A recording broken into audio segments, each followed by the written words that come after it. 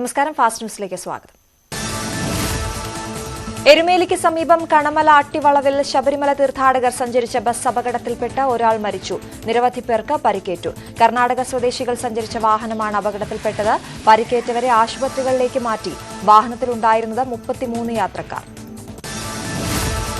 Kannur തളിപ്പറമ്പിൽ oil മില്ലിന് തീപിടിച്ചു. പുലർച്ചെ 3 മണിയോടെയായിരുന്നു സംഭവം. മില്ല് പൂർണ്ണമായും കത്തിനശിച്ചു. തീപിടുത്തത്തിൽ ലക്ഷങ്ങളുടെ നാശനഷ്ടമുണ്ടായതായി പ്രാഥമിക വിവരം. തീപിടുത്തത്തിന്റെ കാരണം വ്യക്തമല്ല. തളിപ്പറമ്പ്, കണ്ണൂർ, പയ്യന്നൂർ സ്റ്റേഷനുകളിൽ നിന്നുള്ള അഗ്നിശമന സേന തീയണയ്ക്കാൻ ശ്രമം തുടരും. നാഷണൽ ഹെറാൾഡ് കേസിൽ സോണിയാഗാന്ധിക്കും രാഹുൽ ഗാന്ധിക്കുമെതിരായ ED കുറ്റപത്രത്തോടെ പ്രതിഷേധവുമായി കോൺഗ്രസ്. ഇന്ന് രാജ്യവ്യാപകമായി പ്രതിഷേധം സംഘടിപ്പിക്കും. സംസ്ഥാനങ്ങളിൽ ജില്ലാ ആസ്ഥാനങ്ങളിലും പ്രതിഷേധമുണ്ടാകും. എതിർശബ്ദങ്ങളെ അടിച്ചമർത്താനുള്ള പകപോക്കൽ രാഷ്ട്രീയമെന്നാണ് കോൺഗ്രസിന്റെ വിമർശനം. വഖഫ് നിയമ ഭേദഗതിക്കെതിരെ മുസ്ലിം ലീഗിന്റെ മഹാറാലി ഇന്ന് വൈകിട്ട് 3-ന് കോഴിക്കോടാണ് മഹാറാലി. സംസ്ഥാനത്തിന്റെ വിവിധ ഭാഗങ്ങളിൽ നിന്ന് ആയിരങ്ങൾ പങ്കെടുക്കും.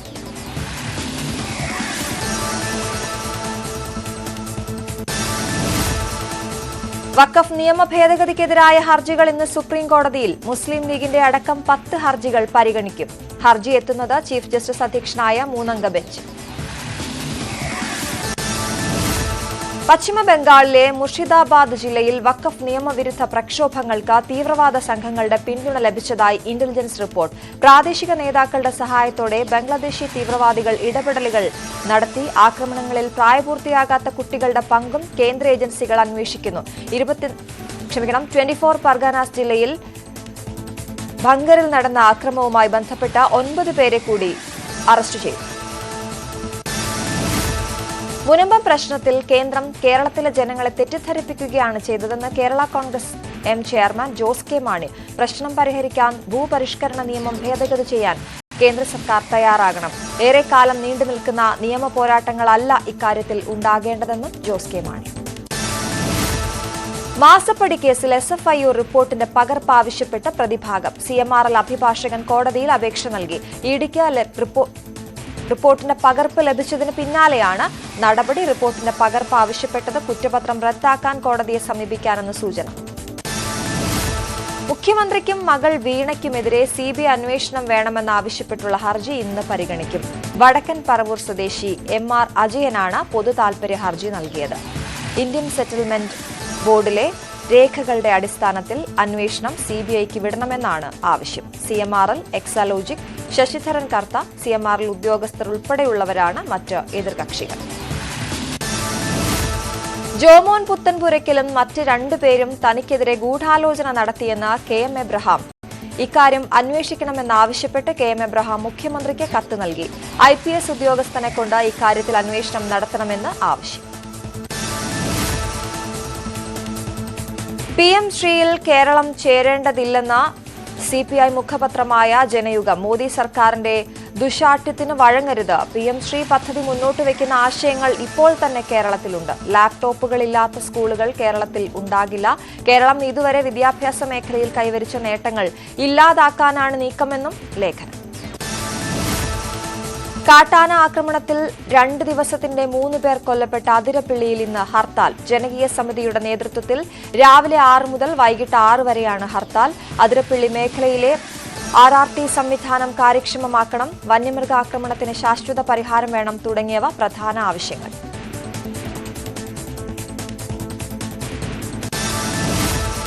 സസ്പെൻഷനിലുള്ള IAS ഉദ്യോഗസ്ഥൻ N പ്രശാന്ത് ഇന്ന് ചീഫ് സെക്രട്ടറി ശാരദാ മുരളീധരന് മുന്നിൽ ഹാജരായി വിശദീകരണം നൽകും. രാവിലെ 11 മണിക്കാണ് ചീഫ് സെക്രട്ടറി സമയം നൽകിയിരിക്കുന്നത്. അഡീഷണൽ ചീഫ് സെക്രട്ടറി A ജയതിലകിനെതിരെ സമൂഹമാധ്യമം വഴി നിരന്തരം വിമർശനം നടത്തിയതിനാണ് കൃഷിവകുപ്പ് സ്പെഷ്യൽ സെക്രട്ടറി ആയിരുന്ന N പ്രശാന്തിനെതിരെ അച്ചടക്ക നടപടി സ്വീകരിച്ചത്. ഹിയറിംഗ് ലൈവായി നടത്തണമെന്ന N പ്രശാന്തിന്റെ ആവശ്യം കഴിഞ്ഞ ദിവസം ചീഫ് സെക്രട്ടറി തള്ളിയിരുന്നു. ലഹരി വിരുദ്ധ ക്യാമ്പയിൻ ശക്തിപ്പെടുത്തുന്നതിന്റെ ഭാഗമായി മുഖ്യമന്ത്രി പിണറായി വിജയൻ വിളിച്ച സർവകക്ഷി യോഗവും മതമേലധ്യക്ഷന്മാരുടെ യോഗവും ഇന്ന് രാവിലെ 11:30-നാണ് മതമേലധ്യക്ഷന്മാരുടെ യോഗം. വൈകിട്ട് 3:30-ക്ക് സർവകക്ഷി യോഗവും ചേരും. 2 യോഗങ്ങളും ഓൺലൈനായാണ് ചേരുക. യോഗങ്ങൾക്ക് ശേഷം മുഖ്യമന്ത്രി പിണറായി വിജയൻ മാധ്യമങ്ങളെ കാണും. മുതലപ്പൊഴിയിലെ പ്രതിസന്ധി പരിഹരിക്കാൻ ഫിഷറീസ് മന്ത്രി സജി ചെറിയാൻ സമരസമിതിയുമായി ഇന്ന് ചർച്ച നടത്തും. ഹാർബർ വികസന സമിതി അംഗങ്ങൾ, ജനപ്രതിനിധികൾ എന്നിവർ ചർച്ചയിൽ പങ്കെടുക്കും. അതേസമയം മത്സ്യബന്ധനം പൂർണ്ണമായി തടസ്സപ്പെട്ടതിൽ പ്രതിഷേധം ശക്തമാവുകയാണ്. താങ്ങുവല അസോസിയേഷന്റെ നേതൃത്വത്തിൽ അഴിമുഖത്ത് അനിശ്ചിതകാല കുടിൽകെട്ടി സമരം ആരംഭിക്കും. ഹാർബർ എഞ്ചിനീയറിംഗ് ഓഫീസ് ഉപരോധവും ഉണ്ടാകും. നിലമ്പൂർ ഉപതെരഞ്ഞെടുപ്പ് അടക്കമുള്ള വിഷയങ്ങൾ ചർച്ച ചെയ്യാൻ KPCC എക്സിക്യൂട്ടീവ് യോഗം ഇന്ന്. സ്ഥാനാർത്ഥി നിർണയത്തിൽ തർക്കം തുടരുന്നതിനാൽ പ്രത്യേക സമിതിയെ നിയോഗിച്ചേക്കും. സ്ഥാനാർത്ഥി പട്ടികയിലുള്ളത് ആര്യാടൻ ഷൌക്കത്തും VS ജോയിയും. പൊതുസമ്മതനെ പരിഗണിക്കണം എന്ന ആവശ്യവുമായി മലപ്പുറത്തെ ഒരു വിഭാഗം നേതാക്കൾ. നിയമന കാലാവധി അവസാനിക്കാൻ 3 ദിവസം മാത്രം ബാക്കി നിൽക്കെ വനിതാ സിവിൽ പോലീസ് ഉദ്യോഗാർത്ഥികൾ സമരം കടുപ്പിക്കുന്നു. ഇന്നത്തെ മന്ത്രിസഭാ യോഗത്തിൽ അനുകൂല തീരുമാനമുണ്ടാകുമെന്ന പ്രതീക്ഷയിലാണ് ഉദ്യോഗാർത്ഥികൾ. അതേസമയം സെക്രട്ടേറിയറ്റ് നടയിലെ അനിശ്ചിതകാല സമരം 14 ദിവസം പിന്നിട്ടു. റാങ്ക് ലിസ്റ്റിൽ ഉൾപ്പെട്ട 986 പേരുടെ നിയമന കാലാവധിയാണ് വരുന്ന 19-ന് അവസാനിക്കുന്നത്. കൊല്ലം പൂരത്തിൽ RSS നേതാവിന്റെ ചിത്രം പ്രദർശിപ്പിച്ചു. കൊല്ലം ആശ്രമ മൈതാനത്ത് നടന്ന പുതിയകാവ് ക്ഷേത്രോത്സവത്തിന്റെ കുടമാറ്റ ചടങ്ങിലാണ് RSS നേതാവ് ഹെഡ്ഗോവിന്റെ ചിത്രം ഉയർത്തിയത്. നവോത്ഥാന നായകന്മാരുടെ ചിത്രത്തിനൊപ്പമാണ് ചിത്രമുയർത്തിയത്.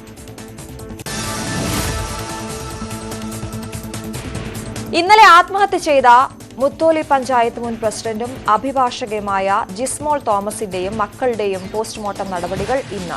കോട്ടയം മെഡിക്കൽ കോളേജ് ആശുപത്രിയിലാണ് പോസ്റ്റ്മോർട്ടം. പിതാവ് ഉൾപ്പെടെ വിദേശത്തു നിന്നും എത്തിയ ശേഷമായിരിക്കും സംസ്കാര ചടങ്ങുകൾ. സംഭവത്തിൽ പോലീസ് അന്വേഷണം ഊർജിതമാക്കി. പിതാവ് ഉൾപ്പെടെയുള്ളവരെത്തിയ ശേഷം മൊഴി രേഖപ്പെടുത്തിയായിരിക്കും തുടർ നടപടികൾ. ജിസ്മോൾക്ക് കുടുംബ പ്രശ്നങ്ങൾ ഉണ്ടായിരുന്നതായി പോലീസിന് അടുത്ത ബന്ധുക്കൾ മൊഴി നൽകി. കരുനാഗപ്പള്ളി ആദിനാട് അമ്മയും മക്കളും ആത്മഹത്യ ചെയ്ത സംഭവത്തിൽ അന്വേഷണം ആരംഭിച്ച പോലീസ്. 3 പേരുടെയും മൃതദേഹം ഇന്ന് പോസ്റ്റ്മോർട്ടത്തിന് ശേഷം ബന്ധുക്കൾക്ക് വിട്ടുനൽകും. പുത്തൻകണ്ടത്തിൽ താര G കൃഷ്ണ, മക്കളായ T അനാമിക, T ആത്മിക എന്നിവരാണ് ഇന്നലെ മരിച്ചത്. ഭർത്താവിന്റെ കുടുംബവുമായുള്ള പ്രശ്നമാണ് ആത്മഹത്യക്ക് കാരണമെന്നാണ് പോലീസിന്റെ പ്രാഥമിക നിഗമനം. നേര്യമംഗലം ബസ് അപകടത്തിൽ മരിച്ച സ്കൂൾ വിദ്യാർത്ഥിനി അനീറ്റ മത്തായിയുടെ സംസ്കാരം ഉച്ചകഴിഞ്ഞ് 3:30-ന് നടക്കും. ചേലച്ചുവട് കത്തിപ്പാറതടം സെന്റ് ജോർജ് യാക്കോബായ പള്ളിയിലാണ് സംസ്കാരം. 2 മുതൽ 3:30 വരെ പള്ളി അങ്കണത്തിൽ പൊതുദർശനമൊരുക്കും. കഞ്ഞിക്കുഴി SN ഹൈസ്കൂൾ 9ാം ക്ലാസ് വിദ്യാർത്ഥിനിയായിരുന്നു അനീറ്റ. അമരവിള ചെക്ക് പോസ്റ്റിൽ ലഹരി വസ്തുക്കളുമായി മണിപ്പൂർ സ്വദേശി പിടിയിൽ. മണിപ്പൂർ സ്വദേശി ബിനോയ് ഗുരുങ്ങിലാണ് പിടിയിലായത്. ബാംഗ്ലൂരിൽ നിന്നും തിരുവനന്തപുരത്തേക്ക് വരുന്ന സ്വകാര്യ ബസ്സിലെ യാത്രക്കാരനായിരുന്നു ഇയാൾ. തിരുവനന്തപുരം കരിക്കകത്തെ ഒരു സലൂണിലെ തൊഴിലാളിയാണ്. ഷൂസിനടിയിൽ ഒളിപ്പിച്ചു വെച്ച നിലയിലായിരുന്നു ലഹരി വസ്തുക്കളെന്ന് എക്സൈസ്. തെക്ക് പടിഞ്ഞാറൻ മൺസൂൺ കാലത്ത് സാധാരണയിൽ കൂടുതൽ മഴ പെയ്യാൻ സാധ്യതയെന്ന് കേന്ദ്ര കാലാവസ്ഥാ വകുപ്പ്. ഇത്തവണ എൽനീനോ പ്രതിഭാസം ഇല്ലാത്തതിനാൽ കനത്ത മഴയ്ക്ക് സാധ്യതയുണ്ടെന്നാണ് പ്രവചനം. 4 മാസം നീളുന്ന കാലവർഷത്തിൽ ശരാശരി ലഭിക്കേണ്ടത് 87 സെന്റിമീറ്റർ മഴയാണ്. എന്നാൽ കേരളം, കർണാടക, ആന്ധ്രാപ്രദേശ്, തെലങ്കാന എന്നീ സംസ്ഥാനങ്ങളിൽ 105% വരെ അധികം മഴ ലഭിക്കാൻ സാധ്യതയുണ്ടെന്നാണ് കാലാവസ്ഥാ വകുപ്പിന്റെ പ്രവചനം. സംസ്ഥാനത്ത് ഉയർന്ന താപനില മുന്നറിയിപ്പ്. പാലക്കാട് ജില്ലയിൽ ഉയർന്ന താപനില 37 ഡിഗ്രി സെൽഷ്യസ് വരെ എത്തും. തിരുവനന്തപുരം, കൊല്ലം, എറണാകുളം, തൃശൂർ, കോഴിക്കോട്, കണ്ണൂർ, കാസർഗോഡ് ജില്ലകളിൽ ചൂട് 36 ഡിഗ്രി സെൽഷ്യസ് വരെ എത്തുമെന്നും പ്രവചനം. ഇന്ത്യൻ സൈന്യത്തിന്റെ സ്പിയർ കോർപ്സ് അരുണാചൽ പ്രദേശിൽ പ്രത്യേക സൈനികാഭ്യാസം സംഘടിപ്പിച്ചു. പർവ്വത മേഖലകളിലും വനപ്രദേശത്തും സൈനിക സാന്നിധ്യം ഉറപ്പാക്കുകയാണ് ഇതിലൂടെ ലക്ഷ്യമിടുന്നത്. അത്യാധുനിക ഉപകരണങ്ങളുടെ പ്രവർത്തനവും അഭ്യാസത്തിന്റെ ഭാഗമായി പരീക്ഷിച്ചു. ബംഗളൂരുവിൽ വിവിധ കേസുകളിലായി 6.5 കോടി രൂപയുടെ ലഹരിമരുന്ന് പിടികൂടി. വിവിധ കേസുകളിലായി 9 മലയാളികളെയും ഒരു വിദേശ പൗരനെയും അറസ്റ്റ് ചെയ്തു. ലക്ഷക്കണക്കിന് രൂപയും മൊബൈൽ ഫോണുകളും വാഹനങ്ങളും പോലീസ് പിടിച്ചെടുത്തു. അഫ്ഗാനിസ്ഥാനിൽ ശക്തമായ ഭൂചലനം. റിക്ടർ സ്കെയിൽ 5.9 തീവ്രത രേഖപ്പെടുത്തി. രാവിലെ 4:45 ഭൂചലനം ഉണ്ടായത്. 75 കിലോമീറ്ററോളം പരിധിയിൽ പ്രകമ്പനമുണ്ടായതായി റിപ്പോർട്ടുകൾ. IPL ഡൽഹി ക്യാപിറ്റൽസ് ഇന്ന് രാജസ്ഥാൻ റോയൽസിനെ നേരിടും. പോയിന്റ് പട്ടികയിൽ ഒന്നാം സ്ഥാനത്ത് തിരിച്ചെത്താനായാണ് ഡൽഹി ഇറങ്ങുക. രാത്രി 7:30 ഡൽഹി അരുൺ ജെയ്റ്റ്ലി സ്റ്റേഡിയത്തിലാണ് മത്സരം. 2023 കേരള സംസ്ഥാന ചലച്ചിത്ര അവാർഡുകളുടെ സമർപ്പണം ഇന്ന് വൈകിട്ട് തിരുവനന്തപുരത്ത് നടക്കും. 6:30 നിശാഗന്ധി ഓഡിറ്റോറിയത്തിൽ നടക്കുന്ന ചടങ്ങിൽ മുഖ്യമന്ത്രി പിണറായി വിജയൻ പുരസ്കാരങ്ങൾ സമ്മാനിക്കും. സാംസ്കാരിക മന്ത്രി സജി ചെറിയാൻ അധ്യക്ഷനായിരിക്കും. ഫാസ്റ്റ് ന്യൂസ് പൂർണ്ണമാകുന്നു. 9 മണി വാർത്തയിൽ ആര്യ ആർ ദേവൻ ചേരും. നമസ്കാരം.